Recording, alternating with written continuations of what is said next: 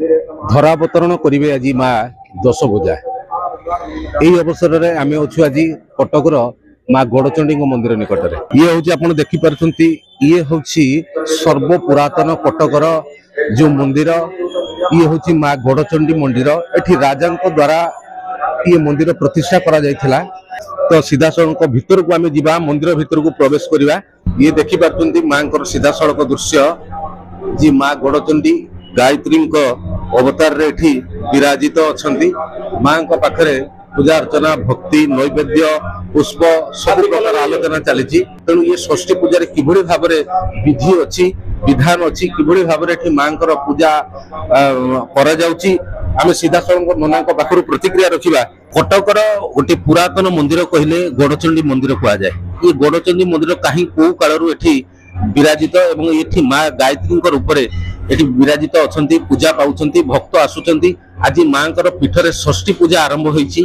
तो ये षष्ठी पूजा कहीं हुए एवं नवरात्र पूजा किभली भाव पालन करा जाए माँ रूप आज कौन अच्छी एवं कौ रूप में माँ भक्त को दर्शन करेंगे ना। भगवती माँ गड़चंडी यह बहु पुरातन पीठ। यही पीठे बहु वर्ष धरी माँ पूजा अर्चना चली आसुछि।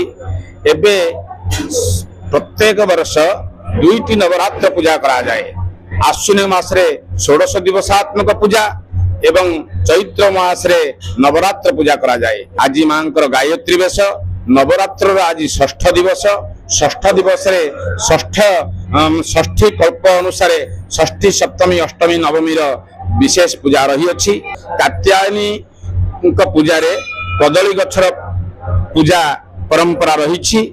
से कात्यायनी बेश जो दिन माँ कात्यायनी पूजा थाए से दिन कदली गछ को विशेष भाव में पूजा करा जाए। हलदिया वस्त्र हलदिया मिठा हलदिया फल माँ को समर्पण करा जाए कात्यायनी को संतुष्ट करा जाए।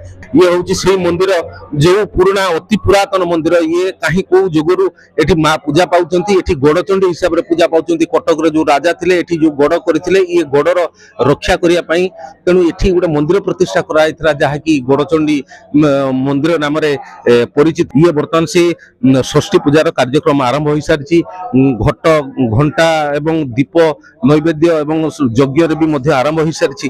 बर्तमान जहाँ दृश्य देखुं ये हूँ कटक गड़चंडी दृश्य। एठी माँ पीठर विराजित होती। ये मृण्मयी देवी पूजा आसंता काली षष्ठी पूजा मृण्मयी देवी षष्ठी पूजा आरंभ हो। विभिन्न तरण में माँ दशभुजा पूजा पाइबे एवं सारा कटक सहर नुहे सारा ये जगत को ये उद्धार करने ये सारा जगतर शांति प्रतिष्ठा करने माँ दशभुजा रूप में अवतरण करेंगे एवं निश्चित भाव में ये जगतर कल्याण हम। कटक गड़चंडी मु रमेश चंद्र मालिक, एमबीसी टीवी।